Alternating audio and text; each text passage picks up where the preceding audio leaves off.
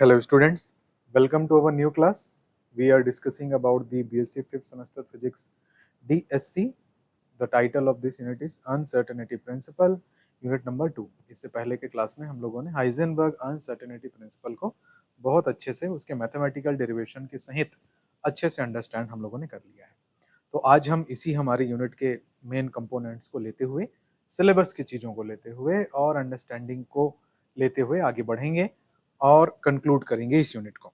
तो इससे पहले क्लासेस में आप लोगों ने क्या क्या चीज़ सीखा, क्या चीज़ जाना? तो हाइजेनबर्ग अनसर्टेनिटी प्रिंसिपल हमने सीखा, उसका मैथमेटिकल डेरिवेशन निकाला और ये हमने ये जाना कि जो uncertainty in position and uncertainty in momentum is not greater than equal to h naught by 2. This is the quantity, जहाँ h नॉट क्या होता है जी, h अपॉन 2 पाई होता है, क्वांटिटी होता है। तो ये अपने आप में एक रिजल्ट उसने बताया हाइजेनबर्ग ने, और इसका कहने का तात्पर्य ये था कि भाई हम लोग साइमल्टेनियसली एक साथ किसी भी ऑब्जेक्ट के पोजीशन और मोमेंटम को एक साथ हम लोग नहीं नाप सकते, खासकर जब हम लोग रिलेटिविस्टिक पार्टिकल या माइक्रोस्कोपिक लेवल पे चले जाते हैं, छोटे कणों की स्थिति पे चले जाते हैं, तब तो ये और बहुत ज़्यादा टफ हो जाता है। तो पिछले क्लास में हम लोगों ने इसकी परिभाषा, इसका एस्पेक्ट, इसका आउटपुट और इसका मैथमेटिकल डेरिवेशन निकाल के पढ़ लिया है, और वो बड़े मार्क्स के क्वेश्चन में आएगा, ये भी हमने डिस्कस कर लिया है। आज के क्वेश्चन में हम अपने सिलेबस के अनदर सेक्शन को, जो कि applications and experimental consequence of uncertainty principle के टाइटल के तहत जाना जाएगा। मतलब जो अनिश्चितता का सिद्धांत आपने पढ़ा, उसके क्या एप्लीकेशंस हैं, किन महत्वपूर्ण परिणामों को उसने फिजिक्स के वर्ल्ड में, क्वांटम वर्ल्ड में स्थापित करके बताया, और वो कौन से एक्सपेरिमेंट हैं जिसके थ्रू भी इस चीज को जस्टिफाई किया गया कि जो हाइजेनबर्ग ने ढूंढा था उस चीज को, मैथमेटिकल इक्वेशन को एक्सपेरिमेंट के थ्रू हम उसको जस्टिफाई कर सकें। तो ऐसे दो एक्सपेरिमेंट है जिसको आपको पढ़ना है, जो एग्जाम में भी आते हैं, और साथ ही साथ एप्लीकेशंस बस लिख दिया है, लेकिन उसमें बहुत सारे एप्लीकेशंस होते हैं, लेकिन जो एग्जाम ओरिएंटेड है, हमारे सिलेबस को मैच करता हुआ है, उन टॉपिक्स को लेते हुए हम आज हाइजेनबर्ग अनसर्टेनिटी प्रिंसिपल के एग्जाम्पल्स, सॉरी एप्लीकेशंस को देखेंगे कि उसके थ्रू हम लोग क्या क्या चीज़ें माइक्रोस्कोपिक लेवल पर कंक्लूड कर सके। ठीक है, तो कंटिन्यूसली आप वीडियोस देखते चले जाइए। यहाँ पे आज के क्लास में जो अनसर्टेनिटी प्रिंसिपल्स के कुछ फाउंडेशन रिजल्ट में जो निकाल के लेके आऊँगा, वो आपके DSE से भी संबंधित है। मतलब जब आप न्यूक्लियर फिजिक्स पढ़ोगे तो वहाँ पर भी इसी कंसेप्ट का उपयोग आपको करना रहेगा। जब हम लोग न्यूक्लियस के भीतर जाके उसकी स्टडी करेंगे भाई कि न्यूट्रॉन प्रोटॉन किस पार्टिकल से बनते हैं, और फिर इलेक्ट्रॉनों का उसके चारों ओर घूमना कैसे, और फिर उसके different type of radiations, equations, तो उसमें इन सिद्धांतों का उपयोग भी वहाँ पे आपको करना पड़ेगा। तो समझ लीजिए साइमल्टेनियसली आप दोनों पेपर्स की अंडरस्टैंडिंग आज के क्लास में कर रहे हैं। तो एप्लीकेशंस, किस चीज के एप्लीकेशन? अनसर्टेनिटी प्रिंसिपल का, अनिश्चितता के सिद्धांत के एप्लीकेशंस में सबसे महत्वपूर्ण या सबसे इंपॉर्टेंट जो पहला आता है कि non existence of electron in nucleus, नाभिक में इलेक्ट्रॉन की उपस्थिति संभव नहीं। इस चीज को क्लासिकल मैकेनिक्स नहीं बता पाया था ना। क्लासिकल मैकेनिक्स या न्यूटोनियन मैकेनिक्स क्या बोलता था भाई कि अगर नाभिक है और नाभिक के चारों ओर इलेक्ट्रॉन घूमता है, तो गोल गोल क्यों घूमता है? तो न्यूटन के इक्वेशन के अकॉर्डिंग उन्होंने कहा कि इलेक्ट्रॉन नाभिक की ओर एक अभिकेंद्रीय बल महसूस करता है, सेंट्रीपिटल फोर्स, आकर्षण बल महसूस करता है।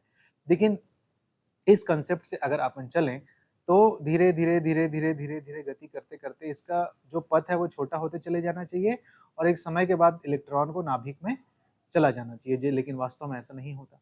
दूसरा ये चीज, जैसे हम लोग जानते हैं कि न्यूट्रॉन और प्रोटॉन मिलकर नाभिक बनाते हैं, जेड बनाते हैं, तो क्या इलेक्ट्रॉन भी इसके अंदर नहीं हो सकता क्या? या प्रोटॉन का जस्ट उल्टा इलेक्ट्रॉन है, तो क्या इलेक्ट्रॉन और न्यूट्रॉन मिलके नाभिक नहीं बना सकते क्या? तो इसका प्रूफ अपन देखेंगे कि क्यों न्यूट्रॉन और प्रोटॉन एक जगह केंद्रित रहते हैं और इलेक्ट्रॉन उन दोनों के जो केंद्र है उसके चारों ओर विभिन्न कक्षाओं में अलग अलग तरीके से गति करता है। तो उस चीज को स्थापित करना है कि हम, ये बताता है कि इलेक्ट्रॉन नाभिक के अंदर नहीं रह सकता, तो क्यों नहीं रह सकता, उसके कारण को अनसर्टेनिटी प्रिंसिपल के थ्रू अपन आज जस्टिफाई करेंगे। एग्जाम के लिए भी इंपॉर्टेंट है, थोड़ा सा लेंदी बोलेंगे या फिर टीडीएस बोलेंगे, क्योंकि इसमें न्यूमेरिकल्स या नंबर्स आएंगे, दशमलव में चीजें आएंगी। मे भी अगर बड़े एग्जाम्स में क्वेश्चन आता है तो आपको उतना तो करना पड़ेगा। ठीक है, ओके स्टूडेंट, तो स्टार्ट करते हैं। कैसे इसको अपन सॉल्व करेंगे, इस प्रॉब्लम को समझिएगा कि जो नाभिक की जो त्रिज्या होती है ना 10⁻⁻14 मीटर की रेंज की होती है। अच्छा, ये कैसे पता चला? तो रदरफोर्ड का अल्फा पार्टिकल एक्सपेरिमेंट आप लोग पढ़े होंगे छोटे क्लासेस में कि नाभिक की संरचना के बारे में रदरफोर्ड ने एक पतली सोने की झिल्ली पे अल्फा पार्टिकल की बौछार कराई। तो अल्फा पार्टिकल क्या हुए? कुछ अल्फा पार्टिकल तो सीधे सीधे चले गए, कुछ अल्फा पार्टिकल हल्के से डिफ्लेक्ट होते चले गए और कुछ अल्फा पार्टिकल सीधे सीधे जाके वापस अपनी दिशा में वापस आने लगे। तो चूंकि अल्फा पार्टिकल को एक तरह से धनावेश माना जाता है और वो एक परमाणु के खोखले परमाणु के किसी बिंदु से टकरा के वापस आता है, तो वहां पे फिर ये माना जाता है कि नाभिक रखा हुआ है या नाभिक है, या जिसमें न्यूट्रॉन जो कि चार्जलेस होता है और प्रोटॉन वहां पे अधिकतर पाए जाते हैं। तो उसके स्टडी के अकॉर्डिंग नाभिक के साइज को मेजर करने की कोशिश की गई कि आखिर परमाणु संरचना में नाभिक का आकार किस रेंज का होता है। तो नाभिक का जो त्रिज्या है वो 10⁻⁻14 मीटर के क्रम का होता है। मतलब मीटर का 1/10⁻14 भाग, 1 मीटर को 10⁻14 से डिवाइड करेंगे तो उस रेंज का जो नाभिक का जो रेडियस होता है वो होता है। ठीक है, तो जो नाभिक की त्रिज्या होती है, नाभिक की त्रिज्या कहने का मतलब है कि भाई जहां पर ये नाभिक है जिसमें न्यूट्रॉन और प्रोटॉन होते हैं, तो इसका जो त्रिज्या है, रेडियस कितना है? 10⁻⁻14 मीटर के रेंज का है। यदि यह हम मानते हैं कि इलेक्ट्रॉन नाभिक के भीतर है, मतलब इसी के अंदर में इलेक्ट्रॉन है, अगर ये हम लोग मानते हैं, तब इलेक्ट्रॉन के नाभिक के भीतर रहने हेतु उसकी स्थिति में अनिश्चितता, जो पोजीशन का मैक्सिमम रेंज उसके लिए होगा, वो नाभिक के व्यास के बराबर होगा। जैसे यहाँ पर ये रेंज है तो ये इसका त्रिज्या है, तो यहाँ से लेके यहाँ तक, अगर ये नाभिक का साइज है तो यहाँ से यहाँ तक के बीच में ही इलेक्ट्रॉन का रेंज है कि अगर वो उसके भीतर पाया जाता है तो वो उसका रेंज होगा, वहीं पे पाया जाएगा। और रेडियस जो है नाभिक का हम लोगों को पता है एक्सपेरिमेंटली 10⁻⁻14 मीटर होता है। तो उसके स्थिति में अधिकतम अनिश्चितता कि कहाँ से कहाँ तक वो पाया जा सकता है, वो इस नाभिक के व्यास के बराबर होगा। और व्यास मतलब 2r, मतलब डेल्टा एक्स मैक्सिमम जो उसकी पोजीशन में अनिश्चितता का मैक्सिमम मान है वो 2 इंटू त्रिज्या ऑफ नाभिक, मतलब 2 इंटू 10⁻⁻14 है ना ये मीटर होगा। अब चूंकि हम लोग जानते हैं कि अनिश्चितता सिद्धांत से delta X into delta P is equal to H nought लिखते हैं, लगभग बराबर। आप 2 डिवाइड में लिखें या ना लिखें, इट्स अ क्वांटिटी जस्ट, क्योंकि सारा चीज अनुमान प्रोबेबिलिटी पे चल रहा है, तो ये भी अपने आप में अनसर्टेनिटी प्रिंसिपल है। तो डेल्टा पी मिनिमम, भाई आप जानते हैं कि एक चीज यदि मैक्सिमम रहेगा तो दूसरा चीज ऑटोमेटिकली मिनिमम होगा। तो डेल्टा पी मिनिमम का मान अगर मैं निकालना चाहूँ इस समीकरण का उपयोग करके, तो मेरे को एच नॉट बटे डेल्टा एक्स मैक्सिमम मिलेगा। और ये जो एच नॉट होता है ना स्टूडेंट, ये एच अपॉन 2 पाई के बराबर होता है। और एच का मान आप जानते हैं ये क्या है? प्लांक कांस्टेंट है, 6.6 समथिंग 10⁻⁻34 जूल सेकेंड। तो ये ऊर्जा का यूनिट है। तो इसको यदि आप 2 पाई 2 इंटू पाई ये सबसे मल्टीप्लाई करते हैं तो इतना मिलता है। किसका मान है? एच नॉट का मान है। ये न्यूमेरिकली आपको पता रहना चाहिए ना, या फिर ये दिया भी रहता है न्यूमेरिकली उसमें टेबल्स वगैरह में। तो डेल्टा पी मिनिमम हम संवेग में अनिश्चितता ज्ञात करने की, अगर इलेक्ट्रॉन इस रेंज के एरिया में गमन करेगा रहेगा तो उसकी संवेग में कितनी कम से कम अनिश्चितता हो सकती है। तो यहाँ से जब आप इसको कैलकुलेट करोगे तो this much of momentum electron get if they confined in the nucleus. मतलब यदि इलेक्ट्रॉन के संवेग में न्यूनतम अनिश्चितता डेल्टा मिनिमम है तथा इलेक्ट्रॉन की गति को यदि प्रकाश की गति से हम लोग मानते हैं, हम तो वही कि पार्टिकल फोटोन की तरह चलता है, तब इलेक्ट्रॉन के संवेग को डेल्टा पी मिनिमम के मान से अधिक होना चाहिए। ठीक, मतलब अगर हम लोग ये माने कि इलेक्ट्रॉन गति करता है, गोल गोल घूमता है, कहीं पे मूव करता है, तो उसका जो मान है, ये जो मोमेंटम आप निकाल के लेके आए हो 5.275 इंटू 10⁻⁻21 किलोग्राम मीटर पर सेकेंड, तो ये एनर्जी के फॉर्म में हम इसको पहले कन्वर्ट करेंगे कि आखिर उस पर्टिकुलर इलेक्ट्रॉन का एनर्जी कितना होगा। तो कैसे निकालेंगे? तो यदि हम लोग इलेक्ट्रॉन को रिलेटिविस्टिक पार्टिकल मान रहे हैं तो रिलेटिविटी के फॉर्मूले से, जो फर्स्ट सेमेस्टर में आप लोगों ने पढ़ाई किया होगा, रिलेटिविटी के फॉर्मूले से कि यदि कोई इलेक्ट्रॉन पार्टिकल जिसका संवेग p है, तो अपेक्षिता के सिद्धांत से इलेक्ट्रॉन की ऊर्जा का सूत्र ये होता है E is equal to p square c square plus m naught square c की पावर 4। तो ये तो फोटोन के लिए है, और फोटोन का रेस्ट मास होता है ना अपने आप में, फोटोन का रेस्ट मास होता है। इलेक्ट्रॉन का कोई रेस्ट मास नहीं होता, वो जीरो, आप उसको नेगलेक्ट लगभग ले सकते हैं। तो सामान्यता P इंटू सी के बराबर इसको अगर मैं ले लूं कि उस पर्टिकुलर इलेक्ट्रॉन की जो एनर्जी है P इंटू सी के बराबर है, जो कि लाइट की स्पीड से गति कर रहा है, तो E is equal to p c. P अभी आपने कैलकुलेट किया है 5 point something of that to 10 to the power minus 21 into c क्या है, स्पीड ऑफ लाइट है। इसको जब यहाँ पर पुट कर देते हैं तो दिस मच ऑफ एनर्जी, ये क्या कैलकुलेट कर रहे हो आप, energy, this much of energy आपको मिलता है। या रफली इसको मैं रफ करूँ ना कि 15.82 को रफली 16 लिख लेता हूँ into 10 to the power minus 30 joule. तो आपने पढ़ा होगा छोटे क्लासेस में कि जो एनर्जी जूल में होती है उसको इलेक्ट्रॉन वोल्ट में बदलने के लिए इलेक्ट्रॉन पे जितना चार्ज है उससे हम लोग उसको डिवाइड कर देते हैं। तो यहाँ पे वही हो रहा है, हम इस पर्टिकुलर एनर्जी को इलेक्ट्रॉन वोल्ट में कन्वर्ट करना चाहते हैं, तो इलेक्ट्रॉन पे जितना चार्ज होता है 1.6 into 10 to the power minus coulomb से इसको डिवाइड कर दिए। तो देन आफ्टर आप इसको सॉल्व करोगे तो ये 10 to the power 6 electron volt something of आएगा। और इसको अगर मैं 10 टू द पावर 5 इंटू 10 करके लिख लूं तो मेगा बोलोगे आप इसको, जैसे इकाई, दहाई, सैकड़ा, हजार, 10,000, 10,000 इलेक्ट्रॉन वोल्ट को मेगा इलेक्ट्रॉन वोल्ट बोलते हैं। तो 10 टू द पावर 5 और 6 के फॉर्म को 5 को मेगा लिख लिया गया और 10। तो यहां से कैलकुलेट करके आपको ये मिला कि वो जो electron this much of momentum को एक्वायर करेगा अगर वो नाभिक के भीतर है, तो उस इलेक्ट्रॉन की एनर्जी इतनी होनी चाहिए, ठीक है। अर्थात इलेक्ट्रॉन नाभिक के भीतर है तब उसकी ऊर्जा कितनी होनी चाहिए, 10 मेगा इलेक्ट्रॉन वोल्ट होना चाहिए। बट प्रैक्टिकली, प्रायोगिक रूप से हम यह पाते हैं कि नाभिक से जो उत्सर्जित बीटा कण होता है, जैसे बीटा डीके, आप लोग अल्फा डीके, बीटा डीके और गामा डीके के बारे में डीएससी के पेपर में बहुत डिटेल में पढ़ेंगे। अल्फा डीके कहने का मतलब है कि हीलियम जैसे जो परमाणु होते हैं, ठीक, He 2He4, ये अल्फा पार्टिकल कहलाता है। बीटा पार्टिकल कौन कहलाता है, इलेक्ट्रॉन और इसका जो विपरीत पार्टिकल है जिसको पॉजिट्रॉन बोलते हैं, वो बीटा पार्टिकल कहलाता है। और गामा रेडिएशन या गामा रे क्या है, तो ये फोटोन है, हाई एनर्जी फोटोन। ये ना तो इलेक्ट्रॉन है, प्रोटॉन है, ना तो न्यूट्रॉन है, ये फोटोन है, वेरी हाई एनर्जी, बहुत हाई एनर्जी, बहुत हाई एनर्जी फोटोन है, उसको गामा रे बोलते हैं। तो कोई भी रेडियो एक्टिव तत्व जो होता है या न्यूक्लियस का विखंडन वगैरह जब होता है, संलयन विखंडन कुछ भी, तो उससे रेडिएशन निकलता है बोलते हैं हम लोग। तो रेडिएशन में अल्फा, बीटा और गामा किरणें निकलती हैं जो कि बहुत हानिकारक होती हैं, ये सब आप बोलते हैं। उसके बारे में और मैं इसी क्लास में आपको समझाऊंगा कि क्यों उसको हानिकारक माना जाता है।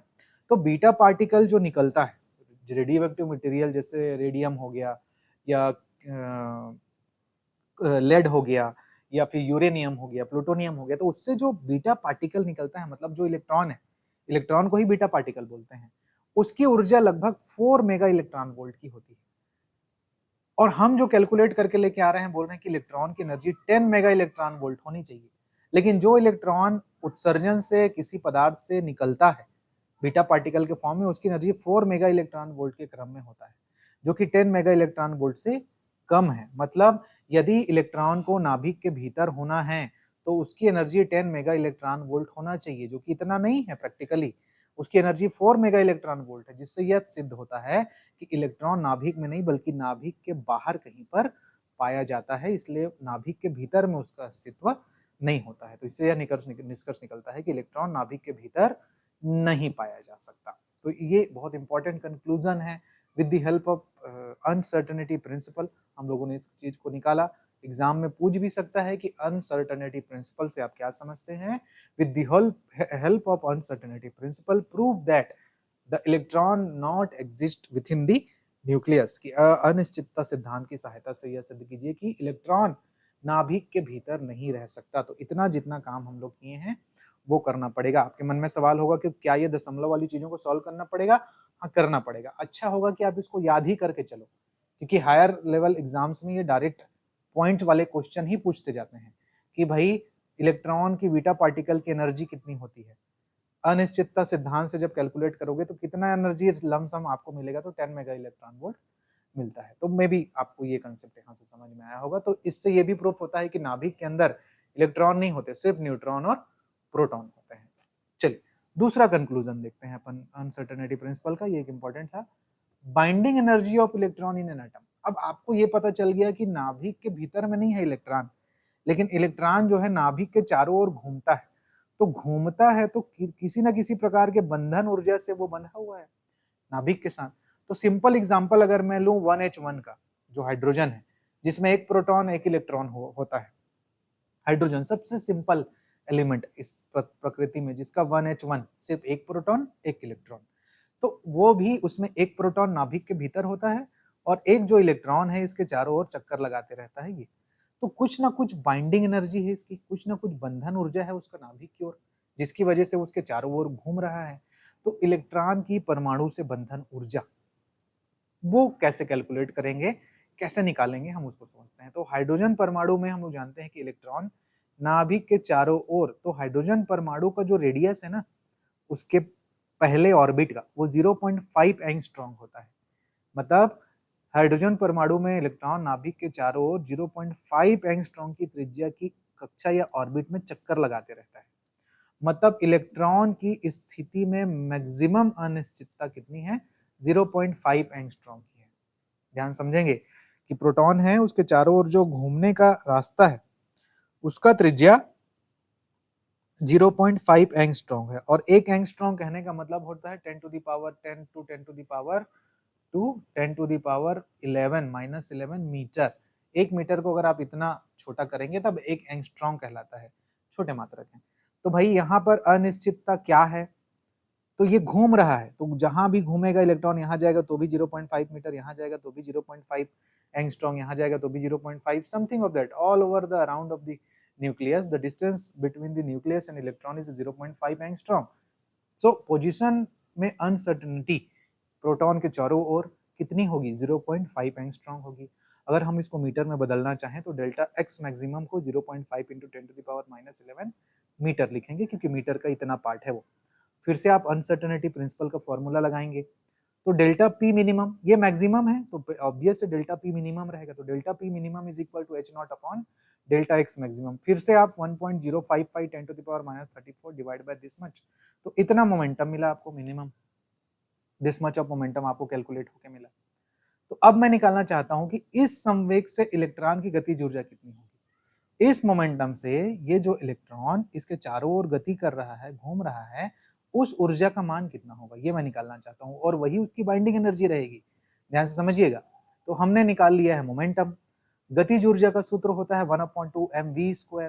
यदि मैं यहाँ पर ऊपर नीचे m का गुणा कर दूं, ध्यान समझेंगे इस एक्सप्रेशन को कि भाई यहाँ पे लिखा हुआ है 1/2, अगर मैं m कर लूं तो ये भी m² और v² हो जाएगा, और मैं जानता हूं कि 1/2 ये m है और mv को मैं p बोलता हूं तो p² हो जाएगा। तो फाइनली p²/2m लिखोगे ना, तो कंफ्यूज मत होना, गतिज ऊर्जा के ही सूत्र को ऐसा लिखा जाता है। तो भाई हमें मिला k इज इक्वल, मतलब kinetic energy of electron is equal to p²/2m। p अभी आपने निकाला है, भाई इतने बड़े ऑर्बिट में अगर घूमता है तो क्या होगा, डेल्टा p मिनिमम, मिनिमम संवेग कितना होगा उसको यहाँ पे हमने रख दिया। जब सॉल्व आउट किया तो 2.42 समथिंग ऑफ दैट जूल में। और जब भी हम लोग इलेक्ट्रॉन की बात करते हैं तो इलेक्ट्रॉन वोल्ट में बात करते हैं, तो इलेक्ट्रॉन के आवेश से इसको डिवाइड कर दीजिए। इलेक्ट्रॉन के आवेश से आप इसको डिवाइड कर देते हैं तो समथिंग ऑफ 15 इलेक्ट्रॉन वोल्ट आपको क्या मिलता है, एनर्जी या ऊर्जा का मान मिलता है। मतलब 15 इलेक्ट्रॉन वोल्ट के एनर्जी के साथ ये जो इलेक्ट्रॉन है, जो हाइड्रोजन परमाणु के नाभिक के चारों ओर घूम रहा है, वो बंधा हुआ है। तो अगर इलेक्ट्रॉन की जो स्थितिज ऊर्जा मैं निकालूं जो कि -30 इलेक्ट्रॉन वोल्ट होती है, तो एनर्जी, काइनेटिक एनर्जी पर प्लस पोटेंशियल एनर्जी आप जोड़ेंगे तो -15 इलेक्ट्रॉन वोल्ट आएगा।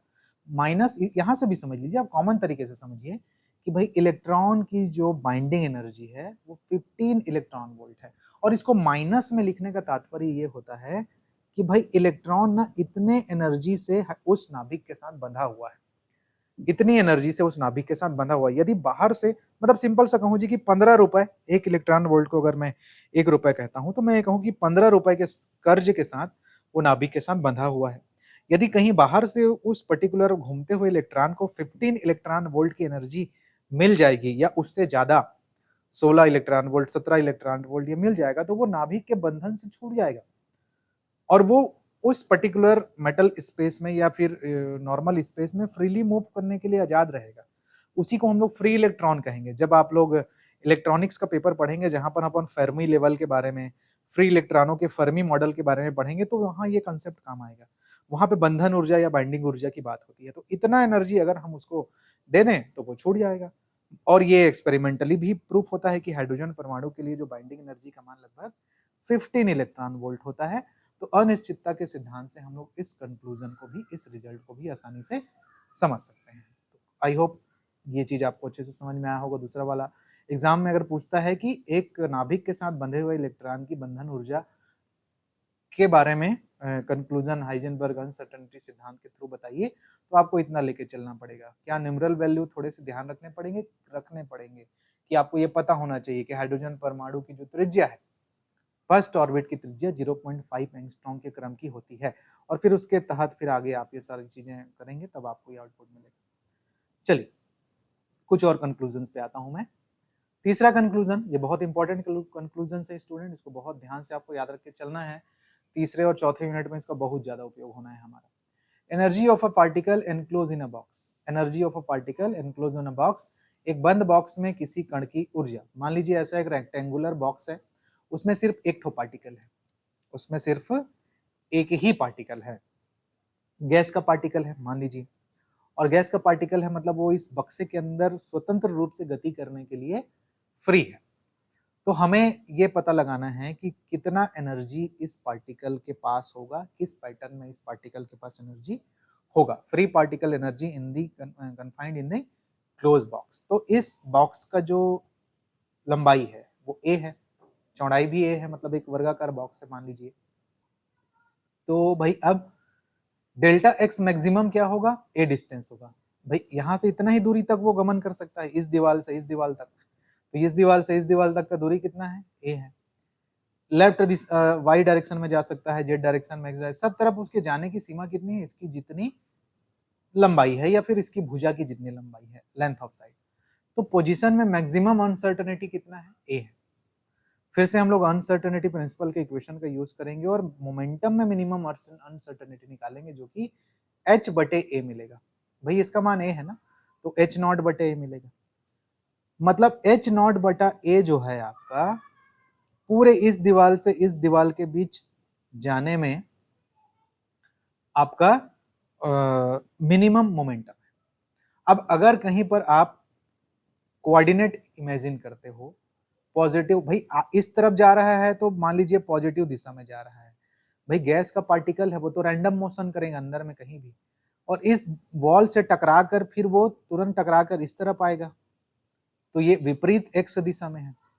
तो टोटल मोमेंटम कितना है, एच नॉट बाई ए। तो एक डायरेक्शन में मैक्सिमम कितना जा सकता है, इसका just half, h not by a का हाफ, मतलब एच नॉट बाई 2a। और नेगेटिव डायरेक्शन में भी कितना जा सकता है, तो minus H not by 2a, मतलब एक पॉजिटिव डायरेक्शन में एक नेगेटिव डायरेक्शन। सो टोटल जब आप मोमेंटम में डिफरेंस आउट निकालेंगे तो इतना आना चाहिए। तो ये है, तो इस मोमेंटम रेंज में वो कण का संवेग पाया जाएगा। तो मोमेंटम में न्यूनतम संवेग कितना प्राप्त किया आप लोग, एच नॉट बाई ए। तो चलिए हम उसकी ऊर्जा ज्ञात करना चाहते हैं, मिनिमम एनर्जी फाइंड करना चाहते हैं। यदि minimum this much of minimum संवेग के साथ वो पार्टिकल इस बॉक्स के अंदर में मूव कर रहा है, तो उसकी एनर्जी कितनी होगी। तो इस प्रकार कण का न्यूनतम संवेग एच नॉट अपॉन ए हो, तो कण की ऊर्जा E minimum is equal to p square by 2m। अब ये यहाँ आपको याद हो जाना चाहिए भाई कि जो काइनेटिक एनर्जी का सूत्र होता है उसको पी स्क्वायर बाई 2m लिखते हैं। यहाँ पी का मान रख दूंगा अगर मैं एच नॉट बाई ए इस तरह से, और 1/2m एच नॉट का भी मान रख दूंगा मैं अगर 2h/2 पाई a। तो फाइनली जब आप इसको कैलकुलेट करके लेके आओगे तो ये h square upon 8 pi square m a square का मान निकल के आएगा। इस चीज को आपको ध्यान रखना है। और अगर यहाँ पर मेरे पास पार्टिकल्स की संख्या बहुत सारी है या ऊर्जा स्तर उसके बहुत सारे हैं, तो इसी फॉर्मूले को जब आगे चल के हम लोग सेकेंड यूनिट में थर्ड यूनिट में पहुंचेंगे, तो n लेवल, एनर्जी का n लेवल जो होगा वो n square h square 8 pi square m a square से डिफाइन किया जाएगा, जहां a क्या है, उसकी भुजा की लंबाई है, n ऊर्जा का स्तर है, मतलब उस पार्टिकल का इस बॉक्स के अंदर कितना या कितनी ऊर्जा की अवस्थाएं हो सकती हैं। तो ये फॉर्मूला थोड़ा सा आपको यहाँ पे इंट्रोडक्शन कराने का पर्पज है यहाँ पे, कि इस मिलते जुलते फॉर्मूले को आप यहाँ पे देख लिए रहिए। ये आगे चल के कई बार निकल के आएगा, जब पार्टिकल इन दी बॉक्स हम पढ़ेंगे, जब टनलिंग इफेक्ट पढ़ेंगे, ट्रांसमिशन इफेक्ट पढ़ेंगे, तो ये एक्सप्रेशन निकल के आएगा। तो अभी ये निकल के आएगा कि इस मोमेंटम से इतनी एनर्जी उस पार्टिकल की होती है। तो वो आपने छोटा सा इस कैलकुलेशन के थ्रू निकाल लिया। ठीक है। चलिए, और क्या है हमारे पास इंपॉर्टेंट जो आपके इस पेपर में पूछा जा सकता है, एक और conclusion. Yes, simple harmonic oscillator की एनर्जी कितनी होगी? एक सरल आवर्ती दोलित्र की शून्य बिंदु ऊर्जा या फिर 0 point energy of an oscillator. Oscillator कहने का मतलब क्या है? एक पिंड है, उसको किसी धागे से आप एक्स लंबाई एल लंबाई के धागे से बांध दीजिए और लेफ्ट एंड राइट उसको मोशन कराइए, ठीक। तो मैकेनिकली जो यांत्रिकी में, नॉर्मल न्यूटोनियन मैकेनिक्स में उसकी जो टोटल एनर्जी होती है वो kinetic energy plus potential energy के योग के बराबर होती है। तो इस तरह से किसी पार्टिकल का लेफ्ट एंड राइट में ऐसे मूव करना, ऐसे मोशन करना ही सिंपल हार्मोनिक मोशन कहलाता है। तो जो छोटे छोटे पार्टिकल जब एटॉमिक, सब एटॉमिक और माइक्रोस्कोपिक लेवल पे आप जाते हैं, तो जो पार्टिकल्स होते हैं, चाहे इलेक्ट्रॉन, प्रोटॉन, न्यूट्रॉन या अणु परमाणु होते हैं, वो अपने माध्य स्थिति के दोनों ओर कंपन करते हैं, उनमें वाइब्रेशन होता है। तो उनके वाइब्रेशन का जो पैटर्न है ना, उसको एक सरल आवर्ती दोलित्र की तरह माना जाता है। तो जब माइक्रोस्कोपिक लेवल पे आप छोटे छोटे पार्टिकल के इस तरह के ऑसिलेशन की स्थिति को स्टडी करते हैं, तो उसी को हम लोग बोलते हैं दोलित्र या फिर ऑसिलेटर, परमाणविक स्तर पर ना। तो सरल आवर्ती गति करते हुए जो दोलित्र की कुल ऊर्जा होगी वो क्या होगी? Total energy. इसमें काइनेटिक एनर्जी भी होता है, और चूंकि वो एक प्रकार के एक रस्सी से या फिर धागे से ऐसे लंबाई में बंधा होता है, इसलिए उसमें स्थितिज ऊर्जा भी होती है। तो P square by 2m kinetic energy को लिखने का एक तरीका है, आप सीख चुके हैं। और plus 1/2m omega square x square उसकी स्थितिज ऊर्जा को रिप्रेजेंट करता है, जहां ओमेगा कोणीय आवृत्ति है, एंगुलर फ्रीक्वेंसी। ये छोटे क्लासेस में आप लोग पढ़े हैं इसको कि सरल आवर्ती दोलित्र के लिए काइनेटिक एनर्जी और पोटेंशियल एनर्जी का क्या फॉर्मूला होता है। तो ये दोनों, ये जो है ऑसिलेटर के लिए टोटल एनर्जी का फॉर्म है, टोटल एनर्जी है। और वो कितना ऑसिलेशन कर सकता है, कितना ऑसिलेशन कर सकता है उसको, भाई कि एक बॉल को, छोटे से वजन चीज को एक्स दूर लंबाई के किसी चीज से आपने बांध दिया है, तो उसके ऑसिलेट करने का जो प्रक्रिया है, वो जो हॉप ऑसिलेशन ऐसा कर रहा है, तो दिस मच ऑफ रेडियस के आधार पे ही वो ऑसिलेशन कर सकता है, ये वाला। तो उसका वो डिस्टेंस जो एक्स, जो मैक्सिमम डिस्टेंस होगा, वो अनसर्टेनिटी प्रिंसिपल के according delta P delta X is equal to H nought हम लोग जानते हैं। तो अगर ओवरऑल एक्स का मान मैं निकालना चाहूं तो एच नॉट बटे डेल्टा पी होगा, और विथआउट डिफरेंशिएशन मैं एक्स का मान ऐसा लिख सकता हूं कि X is equal to H nought upon P, जो पोजीशन है उसका, क्योंकि वो फिक्स है, यहाँ पे फिक्स है, यहाँ पे अनसर्टेनिटी नहीं है। क्यों यहाँ पे डेल्टा यूज नहीं कर रहे हैं? क्योंकि बॉल जो है धागे से बंधा हुआ है, तो वो इधर नहीं जा रहा है, ना इधर नहीं जा रहा है, वो हमेशा फिक्स है यहाँ से यहाँ तक। गति कैसे कर रहा है? गति ऐसे कर रहा है, और गति जब ऐसे कर रहा है तो क्या धागे की लंबाई में घटना बढ़ना हो रहा है? क्या नहीं हो रहा है। ऑसिलेटर का कंसेप्ट यही है कि ये डिस्टेंस नहीं चेंज होती, इसीलिए यहाँ पे अनसर्टेनिटी प्रिंसिपल के according X is equal to H not by P लेते हैं हम लोग। अनसर्टन नहीं है, बट इक्वेशन तो वही यूज करेंगे। तो भाई हमारे टोटल एनर्जी के एक्सप्रेशन में यदि आप x के जगह पर H not by P put करते हैं, तो फाइनली एनर्जी का ये इक्वेशन निकलता है कि भाई दिस मच ऑफ एनर्जी से वो बॉल या पिंड जो है इस तरह से ऑसिलेशन करेगा। तो ऑसिलेशन करेगा मतलब उसका न्यूनतम ऑसिलेशन, सबसे मिनिमम एनर्जी लेवल कितना होगा, ये हमें पता लगाना है ना, जिसको शून्य बिंदु ऊर्जा बोलते हैं। मिनिमम एनर्जी लेवल कितना होगा? तो मिनिमम किसी भी एक्सप्रेशन से निकालने के लिए हम लोग क्या करते हैं? डिफरेंशिएशन की एक प्रॉपर्टी का यूज करते हैं। मैक्सिमा और मिनिमा निकालना आप लोग सीखे हैं, अवकलन जब पढ़ते हैं आप लोग, डिफरेंशिएशन पढ़ते हैं, तो मैक्सिमा मिनिमा निकालने के लिए क्या करते हैं कि वेरिएबल वाले चर के रिस्पेक्ट में पर्टिकुलर एक्सप्रेशन का एक बार अवकलन करते हैं और उसके मान को 0 के बराबर रखते हैं, स्लोप को 0 के बराबर रखते हैं। तो वही काम यहाँ पे करेंगे। इतना काम करके हम लोगों ने एनर्जी का एक्सप्रेशन निकाला, और एनर्जी का न्यूनतम मान अगर मेरे को ज्ञात करना है कि कम से कम एनर्जी कितनी होगी भाई, तो डी बटे डीपी करके मेरे को उसको 0 के बराबर रखना पड़ेगा, कि डी बटे डीपी को इक्वेट करना पड़ेगा 0 के बराबर। तो भाई इस पर्टिकुलर एक्सप्रेशन को पी के रिस्पेक्ट में अवकलन कर रहे हैं, बड़े ध्यान से समझिएगा। तो 2m तो कांस्टेंट है, 2p का, पी स्क्वायर का क्या होगा? 2p, क्योंकि p के रिस्पेक्ट में ही अवकलन कर रहे हो, d बटे dp, दो दो कट जाएगा, प्लस यहाँ पर m omega square H not square constant है, 2b कांस्टेंट है, ये p स्क्वायर ऊपर जाएगा तो p की पावर -2 हो जाएगा। तो p की पावर -2 का अवकलन करोगे तो क्या होगा जी? -2 सामने आएगा, p की पावर -2 -1, तो 2 2 कट जाएगा, मतलब ये बीच में माइनस हो जाएगा, और बटे में p की पावर -3 लिखेंगे तो बटे में प्लस कर लेंगे, तो ऐसा हो गया।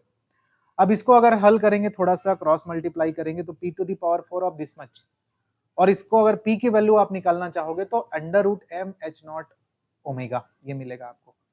इस मोमेंटम के मान को यदि आप यहां पे रखते हो, क्योंकि ये जो मैंने किया कंडीशन वो तो मिनिमम प्राप्त करने की शर्त है, और मिनिमम प्राप्त करने की शर्त को इक्वेशन को इक्वल टू 0 रखने के बाद हमको वो बिंदु मिलता है जहां पे मिनिमम मान प्राप्त करते हैं। तो मिनिमम मान कैसे प्राप्त करोगे, उस एक्सप्रेशन में उस पॉइंट की वैल्यू को रखोगे।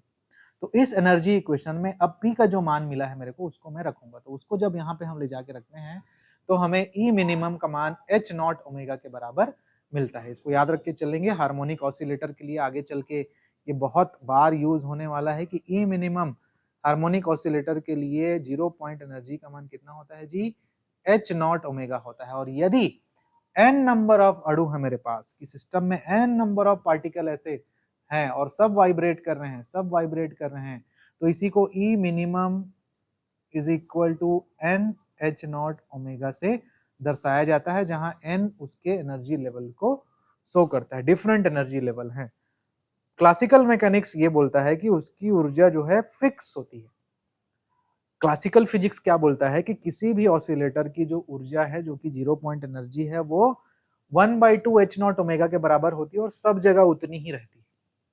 बट क्वांटम मैकेनिक्स ये बोलता है कि भाई ऑसिलेट करने वाले पार्टिकल की जो 0 पॉइंट एनर्जी है वो E minimum is equal to h0 omega होता है। मतलब दोलित्र की ऊर्जा शून्य नहीं हो सकती। 0 पॉइंट एनर्जी कहने का तात्पर्य है कि उसके मिनिमम से मिनिमम एनर्जी लेवल पे भी उसका मान h0 ओमेगा होगा। h0 क्या है, ऊर्जा का यूनिट है ना, याद रखेंगे। ओमेगा क्या है, उसकी कोणीय आवृत्ति है। इसका न्यूनतम मान h0 ओमेगा होता है, जबकि क्लासिकल मैकेनिक्स बोलता है कि इट टू बी 0, पॉसिबिलिटी की 0 हो सकता है, बट क्वांटम मैकेनिक्स ऐसा नहीं कहता।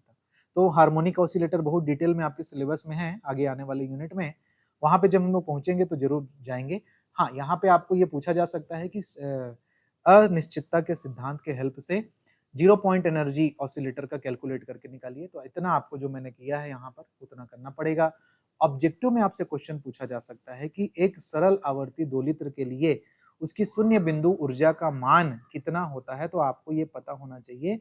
ऑब्जेक्टिव में इसको टिक करना रहेगा कि इतना आता है भाई करके टिक करना पड़ेगा। कहीं कहीं इसमें n भी रहता है, n(h0 ओमेगा), क्योंकि वह nवें क्रम को बताता है। जब डिटेल में हम पढ़ेंगे तो इस n के बारे में भी आगे सीख लेंगे। तो ये छोटे मार्क्स का क्वेश्चन यहाँ पे आ सकता है, और बड़े मार्क्स के क्वेश्चन में मैंने जैसे अभी पहले आपको बताया कि पूछ सकता है कि अनसर्टेनिटी प्रिंसिपल की सहायता से आप सरल आवर्ती दोलित्र के लिए शून्य बिंदु ऊर्जा या 0 पॉइंट एनर्जी कैलकुलेट करके निकालिए। तो ये एक्सप्रेशन आपको यहाँ तक जो हमने पाया है वो निकाल के लेके आना पड़ेगा।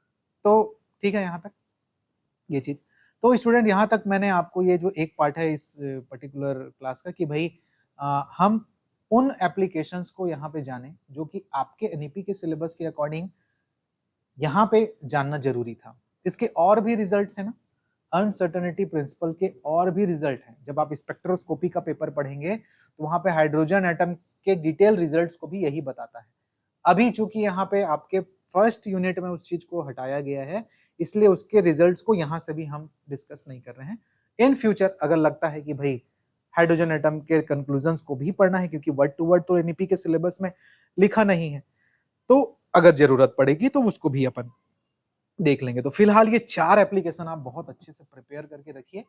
बहुत प्रोबेबिलिटी है कि पूछा जाएगा, जाता है, जा भी सकता है।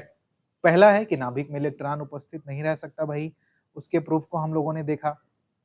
दूसरा हमने जाना कि भाई अगर कोई इलेक्ट्रॉन नाभिक के साथ बंधा हुआ है तो उसकी बाइंडिंग एनर्जी कितनी होती है, उसका एटॉमिक बाइंडिंग एनर्जी कितनी होती है, इसका कंक्लूजन हमने निकाला, जो कि लगभग -15 इलेक्ट्रॉन वोल्ट के रेंज में आता है। ये आपने जाना। कोई पार्टिकल यदि किसी टाइप के बॉक्स में कैद है, बंधा हुआ है, तो उसके एनर्जी लेवल का क्या सूत्र होगा वो हमने कैलकुलेट करके निकाला। और एक और कंक्लूजन हमने देखा कि भाई अगर कोई ऑसिलेटर टाइप ऑफ मोशन करता है, कोई पार्टिकल, कोई एटम, कोई अणु, परमाणु अगर माइक्रोस्कोपिक लेवल पर ऑसिलेटर जैसा बिहेव करता है, तो अनसर्टेनिटी प्रिंसिपल की सहायता से उसकी शून्य बिंदु ऊर्जा या 0 पॉइंट एनर्जी का कितना मान होगा, क्या एक्सप्रेशन होगा, उसको कैलकुलेट करके लेके आए। ये बहुत इंपॉर्टेंट है आपके एग्जाम के लिए। आप जरूर इन्हें तैयार करके रखिएगा, ठीक है। अब मैं इस पर्टिकुलर क्लास के अगले सेक्शन की ओर जा रहा हूं, अनसर्टेनिटी प्रिंसिपल से संबंधित प्रयोगों के बारे में, एक्सपेरिमेंट्स के बारे में जो परीक्षा में भी पूछे जाते हैं, और उससे कैसे ये चीज प्रूफ होता है, कैसे एक्सपेरिमेंट करके हाइजेनबर्ग की अनसर्टेनिटी प्रिंसिपल को स्थापित किया गया, उसके बारे में अपन जानेंगे। तो आप चाहे तो यहाँ पे पॉज ले सकते हैं, ये एक सेक्शन है इस क्लास का, और इसी पर्टिकुलर सेकेंड यूनिट का जो अनदर सेक्शन है वो एक्सपेरिमेंट के फॉर्म पे आएगा, तो आप ब्रेक लेके फिर यहाँ से फिर से चालू कर सकते हैं, ठीक है। तो चलिए, ओके स्टूडेंट, अब हम लोग उन एक्सपेरिमेंट्स की बात करेंगे जो एग्जाम के लिए भी इम्पोर्टेंट है, और साथ ही साथ जिन एक्सपेरिमेंट्स के थ्रू अनसर्टेनिटी प्रिंसिपल को जस्टिफाई किया गया, स्थापित किया गया। इसमें दो आते हैं, एक का नाम है हाइजेनबर्ग गामा रे माइक्रोस्कोप। तो ये हाइपोथेटिकल एक्सपेरिमेंट है। हाइपोथेटिकल एक्सपेरिमेंट है मतलब इसको लैब में डन नहीं किया गया है, मतलब ये सिर्फ दिमाग में सोचा गया है कि हम एक ऐसा माइक्रोस्कोप बनाते हैं जो गामा रे से चलेगा। भाई फिर से आप वो फंडा याद रखिएगा कि किसी चीज को यदि आपको देखना है, किसी चीज का इमेज यदि आपको प्राप्त करना है, तो भाई लाइट वेव उस वस्तु से टकरा के आपकी आई में प्रवेश करती है और लेंस के माध्यम से उसका प्रतिबिंब आपके रेटिना पे बनता है, तो फिर आपको वो चीज दिखाई देती है।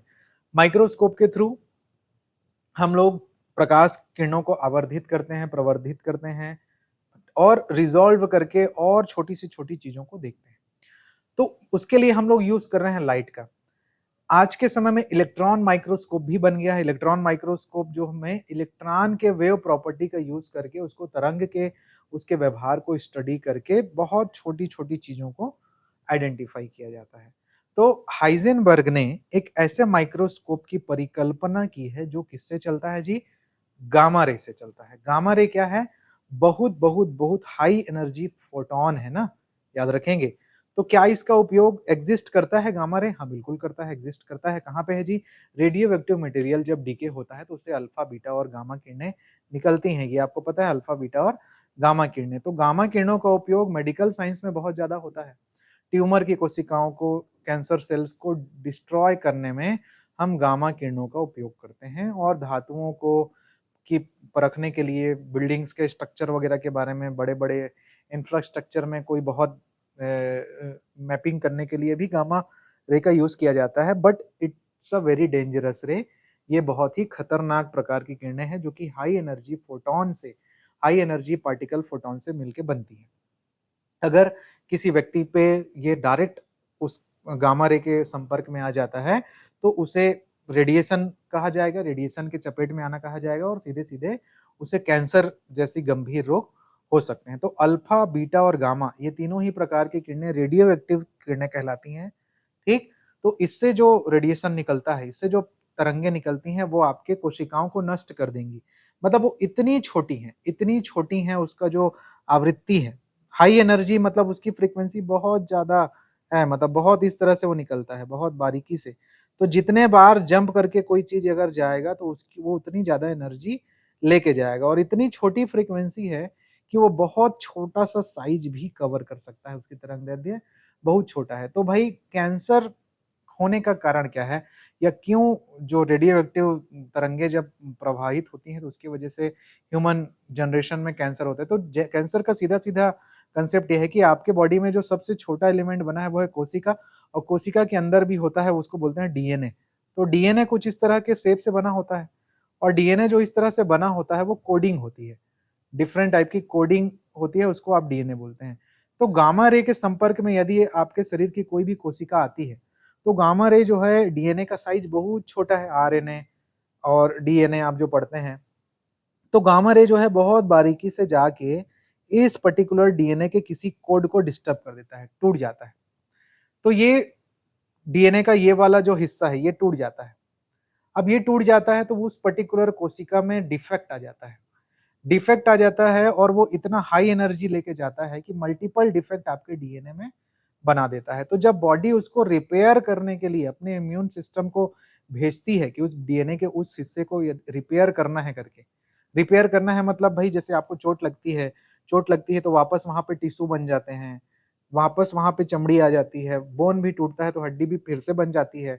तो डीएनए का ये हिस्सा अगर ब्रेक होता है गामा रे की वजह से, तो उसको रिपेयर करने के लिए बॉडी का इम्यून सिस्टम आपका सिग्नल भेजता है, मटेरियल भेजता है। बट हायर एनर्जी होने की वजह से या इतने माइक्रोस्कोपिक लेवल पे ये होने की वजह से जो कोशिकाएं हैं वो उस मैसेज को सही तरीके से समझ नहीं पाती, या कहा जाए कि पागल हो जाती हैं।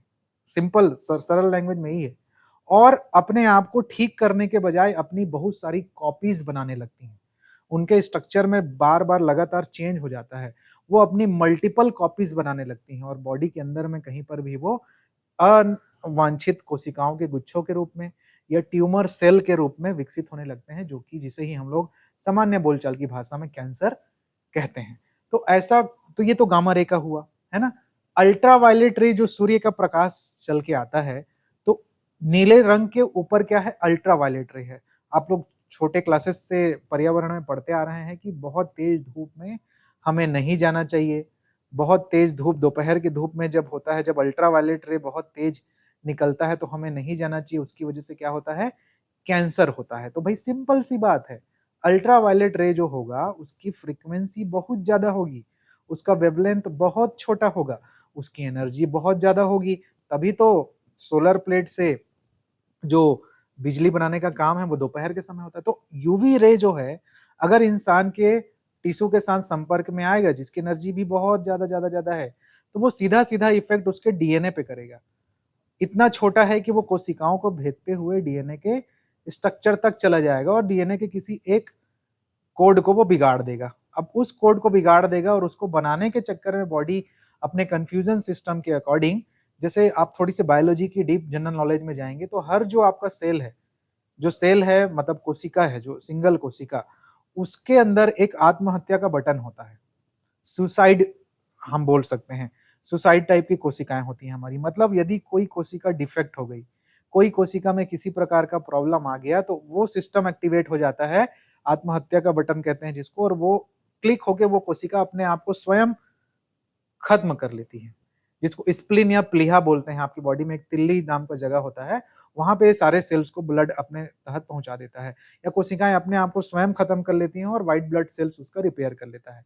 तो जब इस तरह का यूवी रे उस डीएनए को छेड़छाड़ करेगा, तो कोशिका में डिफेक्ट आया है तो वो अपने आप को खत्म करने के बजाय रिवर्स मोड में काम करना शुरू कर देता है और डिफेक्ट डिफेक्ट कोशिकाओं के कॉपीज बनने लगते हैं। जैसे अमीबा टूटता है ना, अमीबा टूटने लगता है, तो डिफेक्टेड डिफेक्टेड कोशिका अच्छी कोशिका भी नहीं है।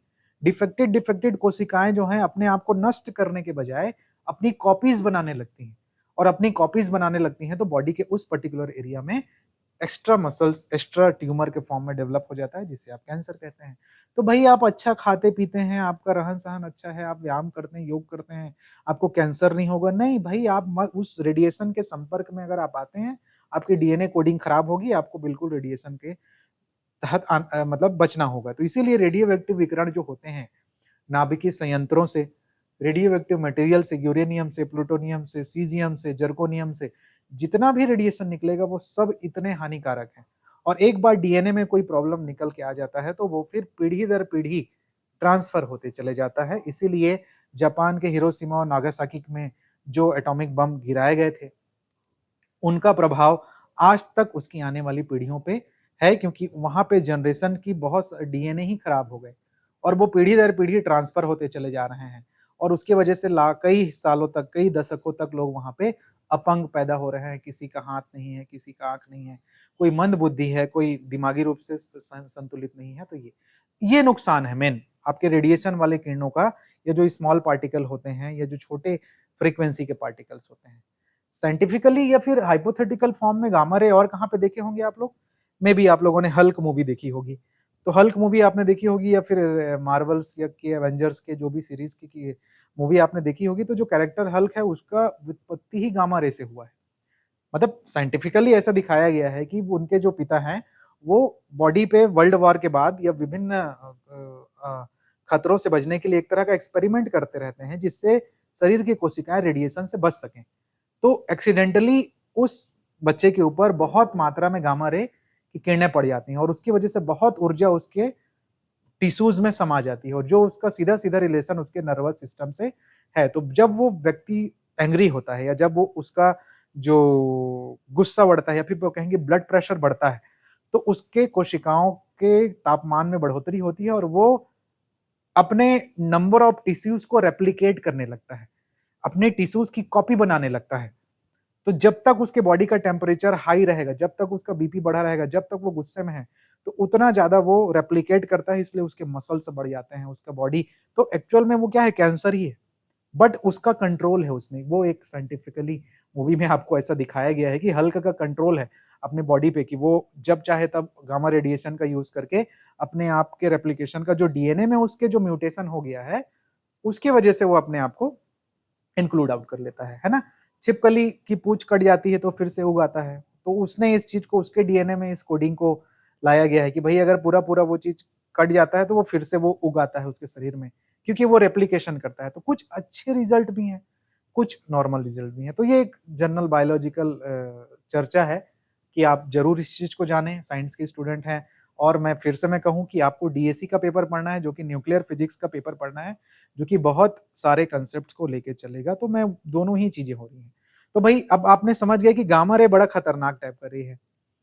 तो हाइजेनबर्ग ने एक ऐसा माइक्रोस्कोप की परिकल्पना की जो गामा रे से चलता है। इसको हाइपोथेटिकल एक्सपेरिमेंट बोलते हैं, मतलब वास्तव में इन्होंने ऐसा कोई एक्सपेरिमेंट नहीं बनाया, मतलब उपकरण नहीं बनाया। ऐसा वास्तव में अस्तित्व नहीं है, रेडिएशन ही इतना खतरनाक होता है ना। कैसे, उनका कहना क्या था कि भाई गामा रे जो है ना, बहुत हाई एनर्जी पार्टिकल है, तो वो जो फ्रीक्वेंसी लेके आएगा बहुत छोटा रहेगा, बहुत छोटा फ्रीक्वेंसी लेके रहेगा, उसी का यूज करना है हमको। कैसे यूज करेंगे? हाइजेनबर्ग ने गामा किरणों वाले एक सूक्ष्मदर्शी की कल्पना की।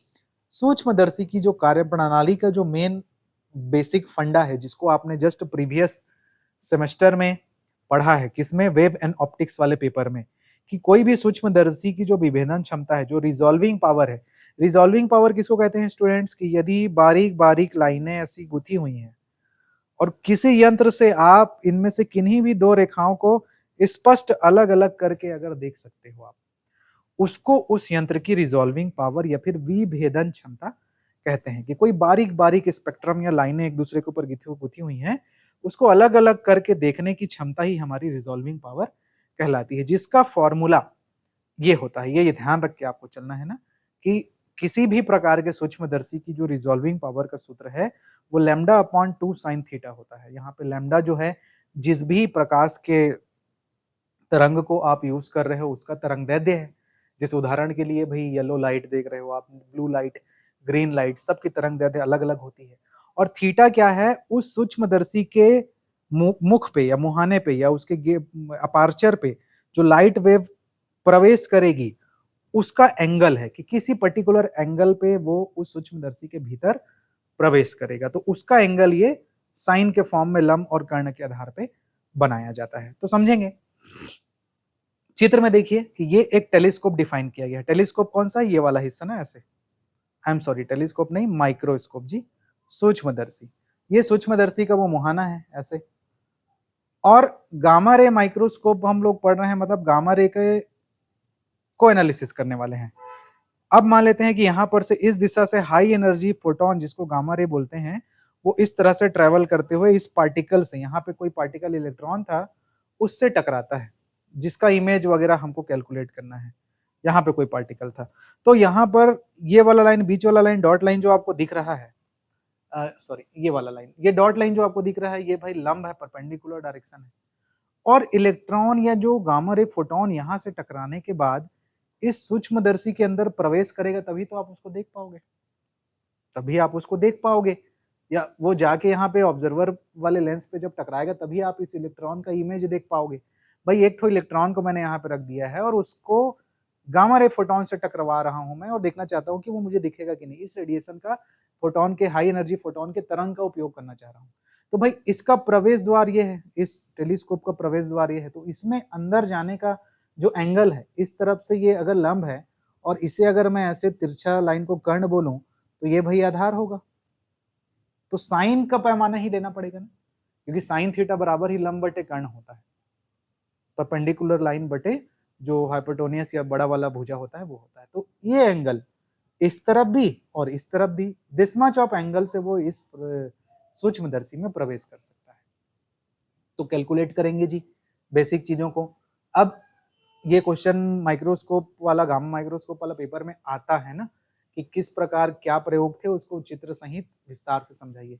तो यहाँ तक तो हम लोग रिजॉल्विंग पावर ऑफ माइक्रोस्कोप ये होता है, ये सूत्र आपने जाना, जिसके तहत ये जो डेल्टा एक्स है वो इस तरंगदैर्ध्य और इस मच एंगल पे डिपेंड करेगा, जिसका मान ये होता है। तो डेल्टा एक्स आपको पता है। न्यूनतम तरंगदैर्ध्य अर्थात अधिक आवृत्ति या फिर अधिक ऊर्जा, हाई एनर्जी, गामा किरणों का हम लोग उपयोग करेंगे। गामा किरणें फोटोन से इलेक्ट्रॉन कॉम्पटन प्रभाव प्रदर्शित करेगा। अब आपने अगर कॉम्पटन प्रभाव वाला मेरा लेक्चर अच्छे से नहीं देखा है, जो पहले यूनिट में हम लोगों ने पढ़ा था, अलग से कॉम्पटन इफेक्ट के नाम से ही क्लास हमने बनाई हुई है, तो फिर यहाँ पे आपको दिक्कत हो सकती है ना यहाँ के कैलकुलेशन में। तो अगर आपको नहीं आता है कॉम्पटन इफेक्ट पूरी तरीके से, तो आप प्लीज जाके वो वीडियो देखेंगे। इस वीडियो पे भी उसका लिंक मैं अवेलेबल आपको करा दिया रहूंगा लास्ट में। तो कॉम्पटन इफेक्ट यहाँ पे होगा, किसके साथ होगा? ये जो गामा रे फोटोन है चल के जब आके इस इलेक्ट्रॉन से टकराएगा, तो फोटोन अपनी एनर्जी इस इलेक्ट्रॉन को देगा, और इलेक्ट्रॉन से टकराने के बाद वो फोटोन जो है इधर टेलीस्कोप तरफ जाएगा, सॉरी माइक्रोस्कोप तरफ जाएगा, सूक्ष्मदर्शी की ओर जाएगा, और इलेक्ट्रॉन जो है दूसरे तरफ जाएगा। तो ये नीचे वाला जो डायग्राम बना है उसको ध्यान दीजिए कि इंसिडेंट फोटोन जब आता है तो कितना मोमेंटम लेके आएगा जी? एच न्यू बटे सी। ये कॉम्पटन इफेक्ट वाले क्लास में इसको डिटेल से मैं बता चुका हूं ना, कि एच न्यू बटे सी मोमेंटम वो लेके आता है। फिर जब यहां से वो टकरा कर फोटोन इलेक्ट्रॉन को आधी एनर्जी देके इलेक्ट्रॉन को इस दिशा में रिकॉइल कर देता है बीटा एंगल बनाते हुए, तो ये उस इलेक्ट्रॉन का मोमेंटम है एम वी, क्योंकि इलेक्ट्रॉन का मास है एम और उसका वेलोसिटी वी है। और अल्फा एंगल बनाते हुए वो जो गामा रे फोटोन आया था वो इस दिशा में गति करता है, जिसको हम लोग स्कैटर्ड फोटोन बोलते हैं या फिर विकर्णित फोटोन बोलते हैं, जिसकी मोमेंटम कितनी हो जाएगी? एच न्यू डेस बटे सी हो जाएगी। ठीक, अब जब कॉम्पटन इफेक्ट आप पढ़े थे तो याद रखिएगा इस mv को, इस एच नॉट सी को कंपोनेंट फॉर्म में हमने बांटा था। एक हॉरिजॉन्टल कंपोनेंट होता है, एक वर्टिकल कंपोनेंट होता है, मतलब एक क्षैतिज घटक होगा, एक ऊर्ध्वाधर घटक होगा। तो हम लोग अभी तक मैथमेटिक्स के अकॉर्डिंग हम लोग जानते हैं भाई कि किसी भी चीज के क्षैतिज घटक को कॉस से रिप्रेजेंट किया जाता है स्टूडेंट, और वर्टिकल घटक को साइन से रिप्रेजेंट किया जाता है। मतलब इस वाले चीज का दो भाग है, एक ऊपर की ओर जाएगा वो और एक इस दिशा में जाएगा वो, मतलब इस दिशा वाला। सिमिलरली इस mv का भी दो ठो भाग है, एक क्षैतिज घटक वाला है और एक वर्टिकल घटक है। कॉम्पटन इफेक्ट का नोट्स आपके पास होगा या फिर जो वीडियो आप वहां पे जरूर देखेंगे, उसी तरीके से यहाँ पे कैलकुलेट करना है। तो होगा क्या, ये गामा रे जो मोमेंटम लेके आएगा ना उसको इस इलेक्ट्रॉन को ट्रांसफर करेगा, कोलिजन होगा। तो फिर माना जो गामा फोटोन है वो एच न्यू बाई सी संवेग से इलेक्ट्रॉन से टकराता है, जिसका प्रारंभिक संवेग शून्य होता है। भाई हम ये मान के चल रहे हैं कि इलेक्ट्रॉन यहाँ पर स्टेबल है। स्टेबल है मतलब उसका कोई मोमेंटम नहीं है इनिशियल फॉर्म। टकराने के पश्चात फोटोन mv संवेग इलेक्ट्रॉन को स्थानांतरित करता है, mv संवेग इलेक्ट्रॉन को स्थानांतरित करता है, जिससे कि इलेक्ट्रॉन विकर्णित होकर सूक्ष्मदर्शी की ओर जाएगा, या फिर हम कहेंगे कि जो फोटोन है इलेक्ट्रॉन इस तरफ चले जाएगा और जो गामा रे फोटोन है वो स्कैटर्ड हो जाएगा। यहाँ पे एक लाइन गलत लिखा है ना, जैसे यहाँ लिखा है कि टकराने के पश्चात फोटोन mv संवेग इलेक्ट्रॉन को स्थानांतरित करता है, और जो फोटोन है, ये वाला लाइन ना, इसको सुधार लेंगे आप लोग, ये क्या है? गामा फोटोन है। जो फोटोन होगा वो विकर्णित स्कैटर्ड होके किस तरफ जाएगा? सूक्ष्मदर्शी की ओर जाएगा, इधर जाएगा, इधर जाएगा ना। तो संवेग संरक्षण के सिद्धांत से हमको मोमेंटम का कंजर्वेशन देखना है। वही स्टेटमेंट्स हैं जो कॉम्पटन इफेक्ट में हम लोग सीखे थे। क्या होगा? इनिशियल मोमेंटम ये था, इनिशियल मोमेंटम ये था, जब गया तो टकराने के बाद इसी दिशा में जा रहा था, तो हॉरिजॉन्टल कंपोनेंट में देखूंगा एच न्यू डेस बाई सी का हॉरिजॉन्टल कंपोनेंट कॉस थीटा के साथ, कॉस ये अल्फा के साथ कॉस अल्फा वाला पार्ट है, प्लस mv का भी कॉस वाला पार्ट, मतलब बीटा एंगल बनाते हुए mv का कॉस वाला पार्ट, तो mv कॉस बीटा, ये आपको मिल गया। तो ये एक्सप्रेशन कॉम्पटन इफेक्ट वाले क्लास में बहुत डिटेल में वहां पे मैंने आपको डायग्राम में भी बना के बताया था। अगर आपको वो अच्छे से समझ में आ गया था तो यहाँ पर भी इजी समझ में आ जाएगा। जिन बच्चों को कॉम्पटन इफेक्ट नहीं पढ़े हैं, आप नहीं देखें, तो प्लीज उसको जाके देखिए, तभी आपको ये क्लियर हो पाएगा। तो ये एक्सप्रेशन हमने बना लिया। ये इनिशियल मोमेंटम था जो कि टकराने के बाद इसके हॉरिजॉन्टल कंपोनेंट्स के साथ अल्फा और बीटा एंगल के साथ हमको ये एक्सप्रेशन मिलता है। तो इलेक्ट्रॉन का जो मोमेंटम है वो कितना है जी, ये वाला है mv cos बीटा का मान निकालना चाहूँ तो h nu by C H nu dash by C cos alpha. इसको पक्षांतर बस किया हूँ, इधर लेके गया हूँ, थोड़ा सा मैथमेटिकल वर्क देखिए। इसको ही इलेक्ट्रॉन का मोमेंटम बोल रहे हैं, इसको, और वो x दिशा में जा रहा है। देखिए यहाँ पे डिफाइन किए हैं कि mv cos बीटा जो है इलेक्ट्रॉन का मोमेंटम है, जिसको p ऑफ x से डिफाइन करेंगे इस तरफ, इलेक्ट्रॉन के मोमेंटम को। तो इलेक्ट्रॉन का मोमेंटम p ऑफ x आपने इस पर्टिकुलर mv cos बीटा को p ऑफ x बोल दिया, जो कि h न्यू बाई सी और h nu dash by C cos alpha था, तो ये h बाई सी कॉमन निकल गया, तो ये px हो गया। ये समीकरण नंबर 2 हो गया। पहला क्या है, resolving power of the microscope. अब भाई ये जो अल्फा कोण के साथ जो पार्टिकल सूक्ष्मदर्शी की ओर जा रहा है वो कैसे ट्रेवल करेगा, देखिए जरा इस डायग्राम को देखिए। जो सूक्ष्मदर्शी का जो मुहाना है, सूक्ष्मदर्शी का जो द्वारक है, जो मुहाना है, इसको ध्यान से देखेंगे आप कि भाई यहाँ पे जो ये परपेंडिकुलर लाइन है, अगर टकराने के बाद सीधा ऐसे चला गया तब तो ऐसे चले गया, लेकिन ये उसका पूरा अपार्चर है, यहाँ तक जा सकता है। तो अगर इस वाले लाइन को मैं लंब रेखा बोलूं या 90 अंश बोलूं तो 90 के इस तरफ भी जा सकता है, मतलब 90 माइनस थीटा जा सकता है, क्योंकि इतना जो बना है वो थीटा है, तो इस तरफ भी थीटा बनेगा। और ये अगर 90 वाली लाइन है तो 90 के इस तरफ 90 प्लस थीटा भी जा सकता है। तो 90 माइनस थीटा से लेके 90 प्लस थीटा तक इस सूक्ष्मदर्शी के द्वारक का विस्तार है। तो जो फोटोन px मोमेंटम प्राप्त करते हुए या जो इलेक्ट्रॉन है जो प्रतिक्षिप्त होगा वो दिस्मच ऑफ रेंज के साथ इसमें जाएगा।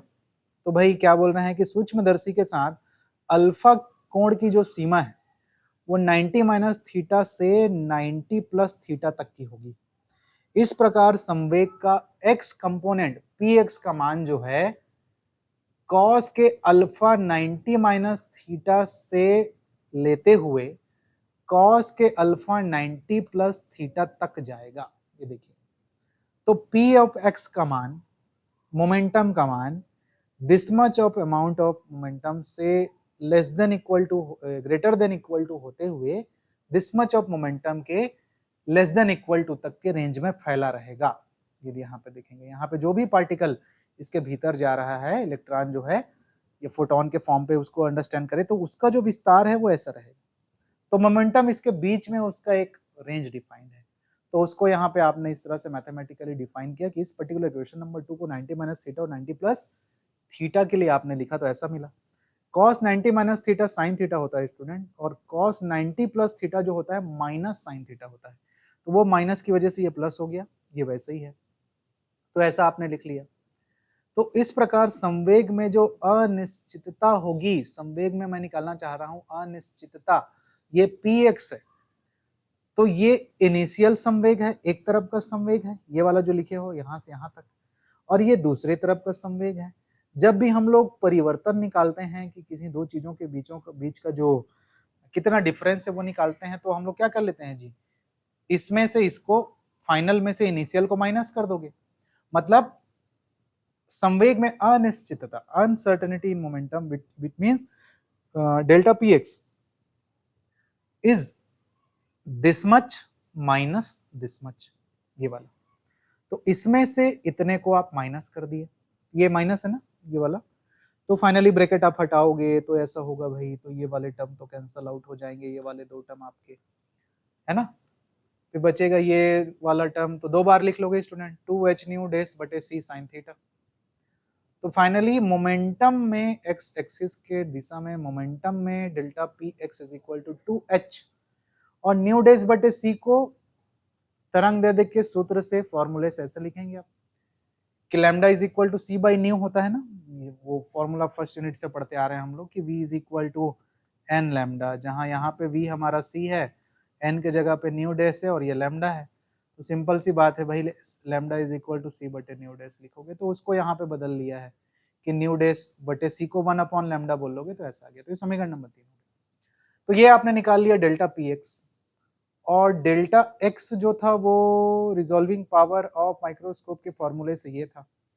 अनसर्टेनिटी प्रिंसिपल ज्ञात करना है, मतलब इन दोनों का मल्टीप्लीकेशन करना है। तो भाई चलिए अनसर्टेनिटी का रूल फॉलो करते हैं। तो इक्वेशन नंबर 1 जो पहला वाला था और 3 मतलब ये, इन दोनों को मल्टीप्लाई कर देते हैं। तो जब आपने इन दोनों को मल्टीप्लाई किया तो वहां पे आया था लैम्डा बटे 2 साइन थीटा, और अभी जो निकाल के लेके आया डेल्टा पी एक्स का मान हुआ है 2h बटे लैम्डा साइन थीटा। क्या क्या कटेगा, साइन थीटा कट जाएगा, 2 से 2 कट जाएगा, लैम्डा से लैम्डा कट जाएगा, मतलब delta X dot delta P X is equal to h, मतलब प्लांक कांस्टेंट के तुल्य आता है। तो जब इस तरीके से उसको सॉल्व किया गया तो उन दोनों के अनसर्टेनिटी का जो मल्टीप्लीकेशन है वो h प्लांक कांस्टेंट के तुल्य आता है। और इन जनरल फॉर्म में कि अगर आप उसको और विस्तारित फॉर्म पे लेते हैं, बहुत सारे वेव्स के फॉर्म पे लेते हैं, तो और छोटे फॉर्म में हम उसको इस तरह से भी लिख सकते हैं, बिकॉज h से तो h नॉट छोटा ही होता है, क्योंकि h इज इक्वल टू मतलब h nought is equal to my h upon 2 pi होता है, तो ये तो और छोटा एलिमेंट है। तो इन जनरल फॉर्म में हम अनसर्टेनिटी प्रिंसिपल को ऐसा भी लिख लेते हैं, मतलब hence the experiment show the validity of Heisenberg uncertainty principle. तो ये गामा रे माइक्रोस्कोप का हाइजेनबर्ग एक्सपेरिमेंट था, जिसके थ्रू हम लोगों ने ये एक्सपेरिमेंट निकाल के लेके आया। कॉम्पटन इफेक्ट के फंडे का यहाँ पे थोड़ा सा यूज हुआ है, तो आप उस चीज को जरूर ध्यान में रखिए, और एग्जाम में आएगा तो आपको ऐसा डायग्राम बना के, और आता ही है स्टूडेंट, क्योंकि एक्सपेरिमेंट सिर्फ 2 ठो है और इसको तो किया भी नहीं गया है, ये तो बस दिमागी एक्सपेरिमेंट है, मतलब दिमाग में सोचा गया है कि भाई मेरे पास एक ऐसा माइक्रोस्कोप है जो गामा रे से चलता है, अदरवाइज आप गामा रे से कोई माइक्रोस्कोप नहीं बना सकते, रेडिएशन की चपेट में आ जाएंगे और फिर उससे क्या हानि होती है वो तो मैंने आपको बता ही दिया है ना। तो भाई यूवी रे के संपर्क में या गामा रे के संपर्क में यदि आप थोड़ा सा भी आ जाते हैं, उतना आपके बॉडी में कैंसर डेवलप करने के लिए काफी है, उतना बहुत ओके है कि आप उसको कर सकते हैं। तो और जो बॉडीज में डिफरेंट टाइप के जो कैंसर्स होते हैं उसका क्या कारण है, जैसे सबसे महत्वपूर्ण कारण है हम लोग देखते हैं, जैसे जो निकोटीन है, निकोटीन कहने का मतलब कि जो पदार्थ हैं जो कि तमाकू वाले पदार्थ हैं, जो कि बीड़ी सिगरेट गुटखा तमाकू, आप लोगों देखते होंगे कि टीवी पे इस सब के उपयोग से भी कैंसर होता है। तो वो किस तरह का होगा, कैंसर कहने का मतलब तो शरीर के कोशिकाओं का अनियंत्रित रूप से फैलना बढ़ना, या खराब कोशिकाओं का अनियंत्रित रूप से बढ़ना। तो ये कैसे होता है, तो बोलते हैं कि लंबे समय तक अगर आप तंबाकू का सेवन करते हैं या लगातार उसको बहुत दिनों तक हम सिगरेट तंबाकू इस सब के लत में रहते हैं, तो फिर उसकी वजह से कैंसर होता है। तो उसमें क्या ऐसा चीज है जो उस चीज को काम करता है, तो उसमें किसी भी प्रकार के जो निकोटीन पदार्थ हैं, उसमें मतलब जो तंबाकू उत्पाद हैं, चाहे पान गुटखा बीड़ी सिगरेट जो भी व्यक्ति सेवन करते हैं, उसमें होता है निकोटीन। तो निकोटीन नाम का जो पदार्थ होता है वो कोशिकाओं को उत्तेजित करता है, छोटी छोटी कोशिकाओं है ना, उनमें वाइब्रेशन सनसनाहट उत्पन्न करता है। जैसे कोई तमाकू खाता है या गुटखा मुंह में डालता है, तो उसको जो हमारे जो जीभ के नीचे बहुत सारे सेंसर्स होते हैं, तो उस सेंसर के तंत्रिकाओं के नसों में ये निकोटीन जाके उनको उत्तेजित इलेक्ट्रिक सिग्नल को बूस्ट करता है, इलेक्ट्रिक सिग्नल को बूस्ट करता है, तो वो सिग्नल सीधा सीधा माइंड में जाता है, और माइंड में ये इलेक्ट्रिक सिग्नल जो है जाने के बाद एक हार्मोन रिलीज होता है जिसको बोलते हैं डोपामाइन। डोपामाइन, तो डोपामाइन जो होता है ना, एक खुशी लाने वाला हार्मोन है, अच्छा फील होता है आपको, आपको ऐसा लगता है कि आप आसमान में उड़ रहे हो, बहुत खुशी। अब कभी आपका अच्छा रिजल्ट आता है तो आप जो अंदर से खुशी महसूस करते हो ना, वो डोपामाइन की वजह से है। तो निकोटीन जैसे ही कोई व्यक्ति खाता है, अपने मुंह पे देता है या धुएं के तौर पे लेता है, तो वो तंत्रिकाओं को उत्तेजित करता है, एक करंट जैसा लगता है, हल्के हल्के उसमें झंझनाहट सी होती है, तो उसकी वजह से वो माइंड को सिग्नल भेजता है, जिसकी वजह से डोपामाइन रिलीज होता है। डोपामाइन, एक तो हमको खुश होने नेचुरली भी डोपामाइन रिलीज होगा, जब हम किसी के साथ बहुत खुश हैं, आप कुछ अच्छा अचीव करके आते हो, तो आपके माइंड में डोपामाइन रिलीज होता है। तो निकोटीन उसको आर्टिफिशियली फॉर्म में रिलीज करता है। अब चूंकि डोपामाइन एक सीमित हार्मोन है, वो थोड़े समय के लिए उत्पन्न हुआ रहता है, फिर खत्म हो जाता है, लेकिन आप उस अनुभव के लिए बहुत ज्यादा आपको अच्छा लगा था, पसंद आया था, तो कोई भी ड्रग्स या निकोटीन तंबाकू आप फिर उसको खाते हो दोबारा, और डोपामाइन की भूख की वजह से, डोपामाइन ज्यादा से ज्यादा आपके माइंड में उत्पन्न हो, इस चीज के लालच की वजह से आपको या किसी व्यक्ति को उस पर्टिकुलर चीज की निकोटीन की लत लग जाती है। लत, इसी को बोलते हैं लत लगना, क्योंकि जब वो बार बार उसको खाएगा तब उसको बार बार डोपामाइन इंक्रीज आउट होता है। तो ये तो सीधा सीधा रिलेशन निकोटीन और डोपामाइन का है। इसमें तो आपको बढ़िया लग रहा है, एकदम आप मतलब भगवान से ऊपर अपने आप को समझने लगे हैं, बकायदा आप अपने आप को किसी भी यूनिवर्स के किसी भी कोने पे ले जाते हैं, फिर आपके अंदर शेर आ जाता है, आप बहुत ही बलशाली बाहुबली बन जाते हैं। तो वो सारा काम करने का काम डोपामाइन का है, वो होता है। कैंसर का क्या रीजन है? इन सब के बीच में आखिर ये कैंसर कहाँ से आ जाता है? तो कैंसर का रीजन ये डोपामाइन से नहीं है। निकोटिन वो चीज है जो रिस्पॉन्सिबल है। निकोटिन क्या करता है कि जैसे ही कोई खैनी खाता है, जवान के नीचे रख रहा है, गुटखा खा रहा है, तो उसके जो रिसेप्टर्स हैं, जो तंत्रिकाएं हैं, उसमें वो जो झंझनाहट पैदा करता है, निकोटिन वो पदार्थ है जो उसके कोशिकाओं में करंट उत्पन्न करता है। तो करंट उत्पन्न करता है तो वो कोशिकाओं को, छोटी छोटी कोशिकाओं को ना भी कंफ्यूज करते रहता है कि भाई क्या करना है, मरना है कि जीना है, कि खुद को तोड़ लेना है।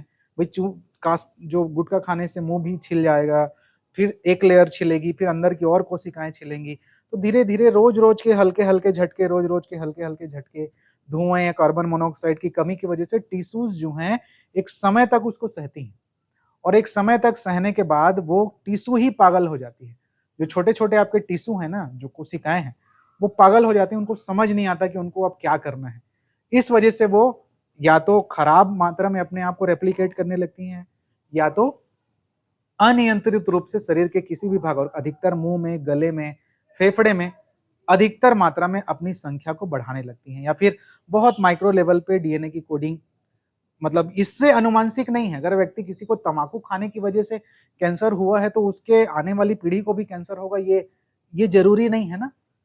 मतलब ये सही नहीं है, उसी व्यक्ति को होगा क्योंकि उसने बहुत लंबे समय तक उस चीज का सेवन करते करते करते करते अपने तंत्रिका तंत्र की कोशिकाओं को खराब कर लिया है, जिसकी वजह से उसके इटसेल्फ बॉडी जो कोशिकाएं थी वो खराब हो गई। तो ये फर्क है रेडिएशन के कैंसर में और निकोटिन के कैंसर में। तो दोनों से मैं आप लोगों से आग्रह करता हूं कि आप इन दोनों चीजों से बच के रहें। डोपामाइन अपने माइंड में उत्पन्न करने के और भी तरीके हैं। आप स्पोर्ट्स खेलिए, विनिंग करिए, किसी स्पोर्ट्स में अपने आप को अचीवमेंट लेके आइए, अपने घर परिवार को खुश करने का कोई काम कीजिए, अपने शारीरिक रूप से स्वस्थ रहिए, मानसिक रूप से स्वस्थ रहिए, और उसकी जो खुशी निकल के आएगी वो लाइफ लॉन्ग आपको उसकी मेमोरी बनेगी। नशे करने के बाद आपकी जो मेमोरी बनती है वो थोड़े समय के लिए रहता है, हम फिर उसकी लत लग जाते हैं, फिर उसकी ओर जाते हैं और फिर वो उसकी ओर जाते हैं। तो इसीलिए आजकल देखा होगा आप लोगों ने इंटरनेट पे या कहीं पे कि निकोटिन नाम का, निकोटिन तो वो रसायन है जो तम्बाकू उसमें पाया जाता है, एक निको गम करके च्युइंगम आती है। च्युइंगम आती है मतलब आप लगातार लगातार अपने माइंड को उसको चबा के उसी टाइप का फ्लेवर रहता है, बस उसमें निकोटिन नहीं रहता है।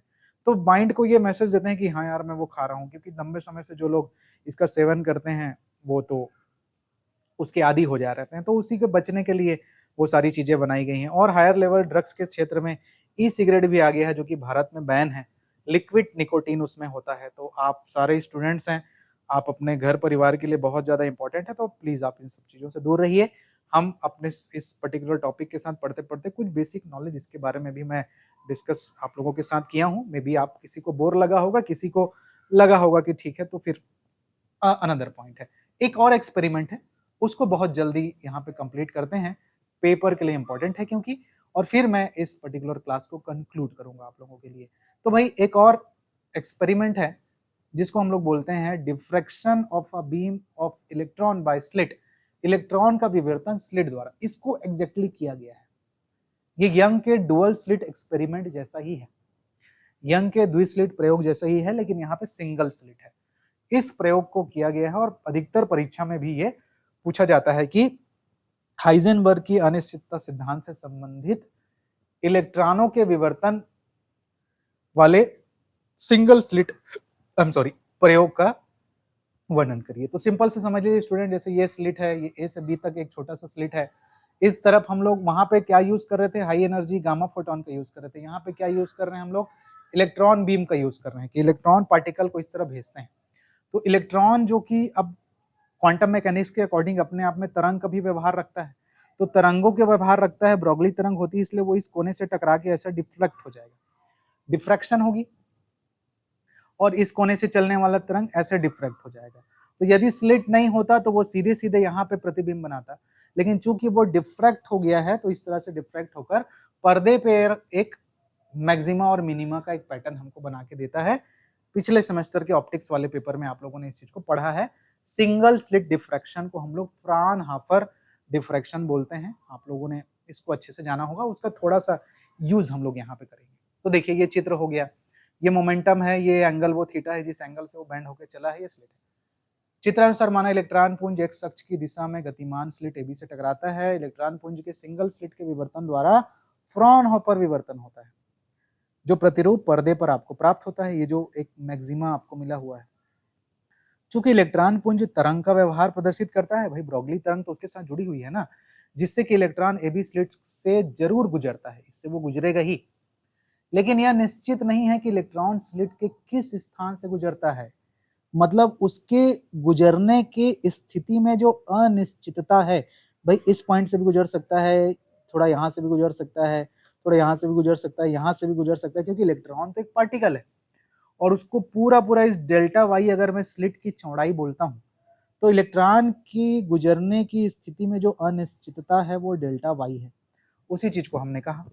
अब यदि स्लिट की चौड़ाई डेल्टा वाई हो तो इलेक्ट्रॉन की स्थिति में अधिकतम अनिश्चितता जो होगी वो डेल्टा वाई की होगी। एकल स्लिट विवर्तन के शर्त के अनुसार कोई लैम्डा तरंग दैर्ध्य का तरंग यदि प्रिंसिपल मैक्सिमा बनाता है, मुख्य उच्चिष्ट बनाता है, तो उसके लिए ये कंडीशन होता है, ये याद रख के चलना पड़ेगा ना आपको, ठीक। ये वाला सिचुएशन याद रख के चलना पड़ेगा कि स्लिट की लंबाई sine theta is equal to n lambda. ये कुछ उस तरीके से है स्टूडेंट, पिछले सेमेस्टर में आप लोग पढ़े होंगे 2d sine theta is equal to n lambda, जहां पे d क्या है, स्लिट की चौड़ाई होती है, क्योंकि डुअल स्लिट रहता है, डुअल स्लिट रहता है इसलिए दो ठो स्लिट का डी मोटाई होता है। यहाँ पे हमारे पास स्लिट की मोटाई सिर्फ एक ठो है, तो मैं लिखूंगा d sine theta is equal to n lambda, और d में कौन सा है जी, स्लिट की चौड़ाई, तो मैं डेल्टा वाई बोल रहा हूँ, और साइन थीटा है, और मैं प्रथम क्रम के मैक्सिमा को प्राप्त करना चाहता हूं, मतलब n की जगह पर एक रखूंगा, तो भाई वही चीज लिखा हूं, कंफ्यूज मत होइएगा। तो प्रिंसिपल मैक्सिमा जो पर्दे पे मुझे प्राप्त होगा उसके लिए कंडीशन ये मुझे मिलेगा कि delta y sine theta is equal to lambda, तो यहां से साइन थीटा का मान मैं ये निकाल लूंगा, या फिर डेल्टा वाई का मान अगर मैं निकालना चाहूं तो लैम्डा बटे साइन थीटा मिल जाएगा। तो एक पोजीशन में अनसर्टेनिटी आपको मिल गई, ये वाला इजी है। उसके बाद हम लोग जानते हैं कि जो डी ब्रोगली तरंगदैर्ध्य है जो इस इलेक्ट्रॉन के साथ बंधी हुई है, उसका वेवलेंथ का सूत्र तो lambda is equal to h बटे पी होता है, जहां पे पी इलेक्ट्रॉन का क्या है जी, मोमेंटम है। तो मोमेंटम बराबर पी बराबर एच बटे लैम्डा लिखूंगा मैं, इसी फॉर्मूले को कन्वर्ट आउट करूंगा। तो अब वाई दिशा में इलेक्ट्रॉन का संवेग एक्स दिशा में, पोजीशन किस दिशा में है, इस वाई दिशा में। इलेक्ट्रॉन का संवेग यदि थीटा बनाते हुए पी है तो एक्स दिशा में उसका संवेग कॉस थीटा वाला टर्म होगा, और वाई दिशा में उसका संवेग जो है साइन थीटा वाला टर्म होगा। तो साइन थीटा वाला टर्म भी होगा, वो भी दो ठो होगा। यहाँ पे अगर ये मूल बिंदु है, ये वाला पॉइंट मूल बिंदु है, तो इस तरफ मतलब पॉजिटिव वाई डायरेक्शन में, और इस तरफ नेगेटिव वाई डायरेक्शन में, मतलब थीटा पॉजिटिव बनाते हुए और थीटा नेगेटिव बनाते हुए। तो भाई वाई अक्ष की दिशा में जो संवेग होगा, ध्यान रखेंगे, बार बार बोल रहा हूं, वाई अक्ष की दिशा में, तो वाई अक्ष की दिशा में इलेक्ट्रॉन का संवेग P sine theta, positive theta से लेते हुए पी साइन माइनस थीटा के बीच में कुछ भी हो सकता है। दिस मच ऑफ एंगल बनाते हुए वो मोमेंटम गेन करेगा, क्योंकि this is the width of the slit. तो फिर कैसे प्राप्त करेंगे आप, मतलब जो विवर्तित इलेक्ट्रॉन का मुख्य उच्चिष्ट होगा, प्रिंसिपल मैक्सिमा होगा, उसका एंगुलर जो एक्सपेंडेशन होगा, जो उसका विस्तार होगा, वो माइनस थीटा से लेके प्लस थीटा तक कहीं पर भी हो सकता है।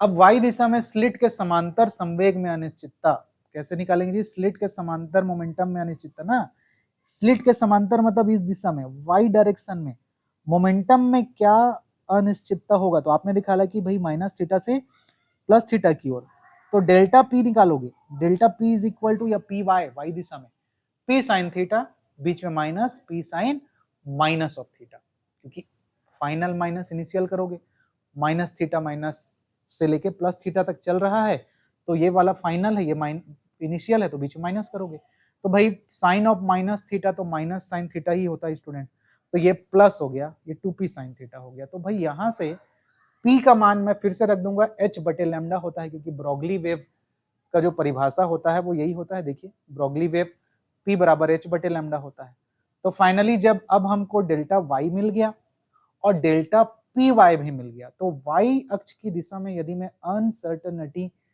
का कंडीशन लगाऊं कि पोजीशन में क्या अनसर्टेनिटी था और मोमेंटम में क्या अनसर्टेनिटी था, तो दोनों को जब रखूंगा तो कट पिट के कितना आएगा 2h के बराबर, और जो कि 2 तो कांस्टेंट है स्टूडेंट, h क्या आ गया प्लांक कांस्टेंट के बराबर। तो approximately the quantity of the multiplication of the uncertainty of the position of the electron in the y direction and the uncertainty of the momentum of the electron in the y direction is equivalent to the Planck constant which is uncertainty principle। तो 2h है तो कि जो कि obvious है छोटा होगा h not by 2 से, जो कि फाइनल एक्सप्रेशन को होल्ड करता है कि आपने delta y dot delta p y निकाला तो h नॉट बाई 2 के तहत आता है। तो ये वाला प्रयोग करके भी देखा गया है और ये लेबोरेटरी में एग्जिस्ट भी करता है और परीक्षा में भी पूछा जाता है ना।